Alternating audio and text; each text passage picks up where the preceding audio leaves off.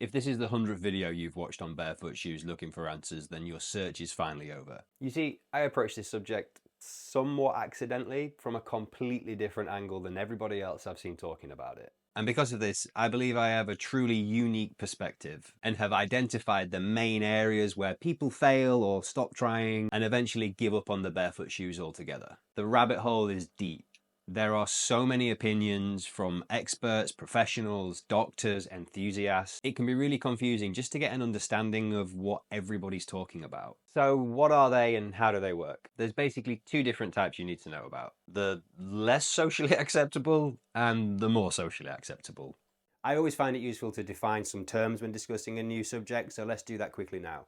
The first thing you're going to hear a lot of is zero drop. Essentially, all it really means is that the back of the shoe is at the same height as the front of the shoe. If you compare that to the traditional shoes that you would normally wear, the heel height tends to be 8 to 10 millimeters higher than the front of the shoe, meaning it replicates what it's like to be barefoot, because obviously when you have no shoes on, the back of your foot and the front of your foot are at the same height. Toe box or wide toe box refers to this part of the shoe here, where all of your toes fit into the shoe. In barefoot shoes, that's more foot shaped, so that your toes actually have room to move around in there. The toe spring, which is how much the front of the shoe is elevated. Let me grab something. Apologies for how dirty this is. I don't really buy these type of shoes anymore, but you can see the difference in how much spring that this has. And that they're super flexible. I mean, you'll have seen every other person doing a review showing you these sort of things, but how that compares to this is, you know, I mean, it'll bend, but you're not going to get any sort of twist. And the function of that allows your foot to be able to adapt to the ground that you're standing on. So if you think about if you was to stand on like a route when walking on a trail, for instance, and you were to stand on the middle of your foot, then the shoe can bend around that, allowing your foot to take up the shape of the ground that you're standing on. A really good way to think about this is to compare your feet to your hands. I mean, they're basically the same thing. If you try to do something that required dexterity with your hands, if you were trying to do it with gloves on, can you imagine how difficult that would be? And it's the exact same thing for your feet. You remove all the sensory feedback from the ground and it stops your body from being able to sense what's going on beneath you. There's actually a load of science and studies that have been done on this, and they found that if you were to take someone who's always wore sort of traditional Western type shoes, then putting that group of people in barefoot shoes increases their toe flexion strength by over 57% in as little as 6 months. And that's a huge increase for just changing your footwear and carrying on your normal daily activities.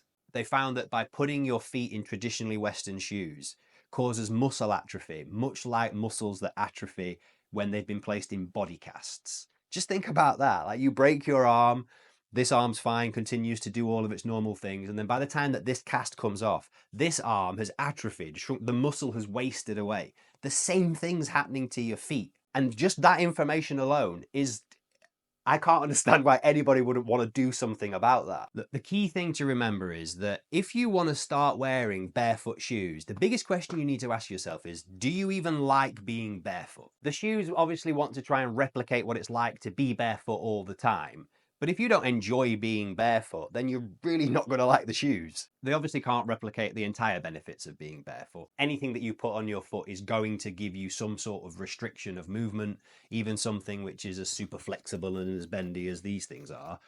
It still reduces the ability to splay your toes, because your toes don't end here. All of this part of your foot has the ability to open and flex, and so there is still some rigidity issues for someone like myself that runs with no shoes at all and has the ability. So where do people get it all wrong? There are a few areas, but mostly it's to do with your mindset and the way that you're thinking about approaching this problem of transitioning from wearing a padded, comfortable shoe to a completely unpadded, unsupported shoe, which means now your foot needs to do all of the work. It's a little bit like getting physiotherapy after an injury. For a while, you're going to need to use the support, maybe crutches or something to hold on to.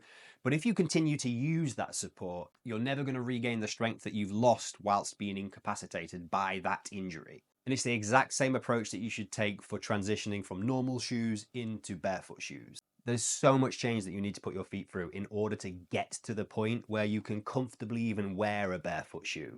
Another misconception that people have is to do with the impact forces. There's this misconception that by having a thick padded sole underneath your foot, that reduces the impact forces on the rest of your body.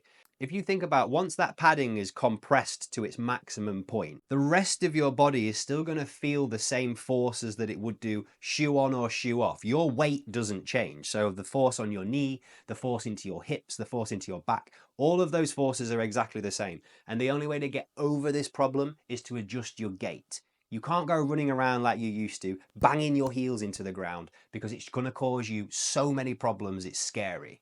The great thing about taking off your shoes and trying to walk or run outside is that you'll get instant feedback from your body. Your feet aren't going to allow you to just smash them into the ground willy-nilly.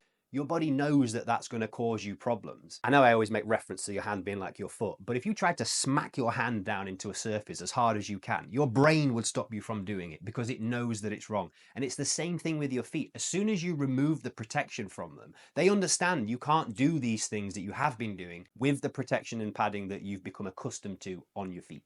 If you compare your feet now to how they were when you were born, there's probably a dramatic difference. Nature, or the big man, ain't stupid. Think about it from an evolutionary standpoint. Are you aware of any animal that when it's born, it has better capabilities than when it's grown up?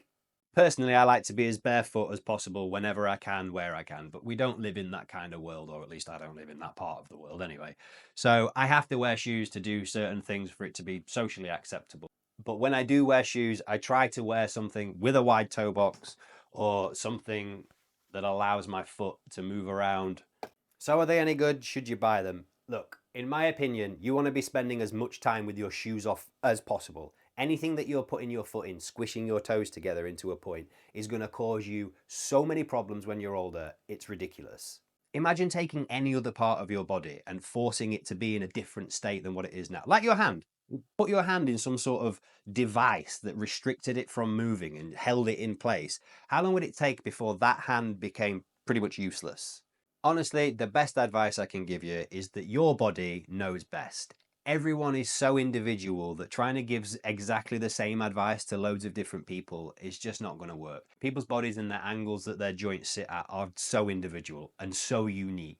The human body is pretty amazing at adapting to any scenario or situation, and your feet aren't any different. You just need to give them some time to adapt to their new situation that you're putting in, increase strength in tendons, muscles, and ligaments, and before you know it, you'll be walking, running, and jumping just like you do now with your normal shoes on.